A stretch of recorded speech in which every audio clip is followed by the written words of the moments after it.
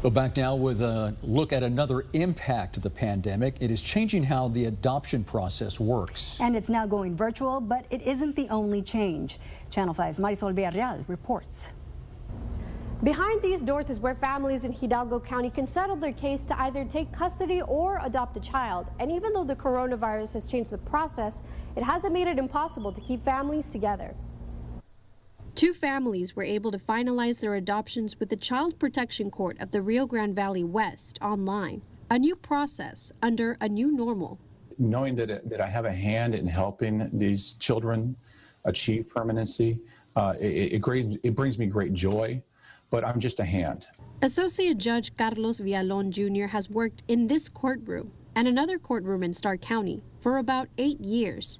Since the pandemic, he and his co-workers have switched their operations to online only, with the exception of some instances needing to be a mix of both in-person and virtual hearings.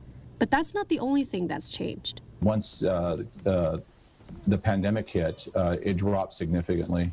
We are at a stage where we are probably about 230 cases, which is about 100 less than we usually see.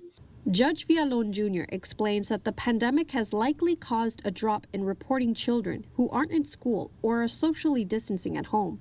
On average, he says, he'd see a range of about 700 to 800 children between Starr and Hidalgo counties.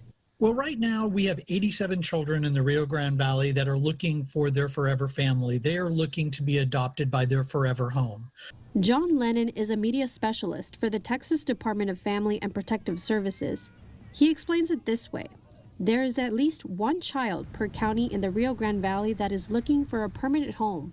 We are seeing that there's 49 children from Cameron County, 31 children from Hidalgo County, 1 child from Starr County, and 6 children from Willacy County, who are all looking for what every child wants, someone to call mom and dad. Both Lennon's and Judge Villalon Jr.'s goals are the same. We know that the success rates of children who remain in foster care are very low, and the idea is to try and get them to a permanent home. For more information on adoptions, you can check out the Texas Department of Family and Protective Services website. Marisol Villarreal, Channel 5 News at 6.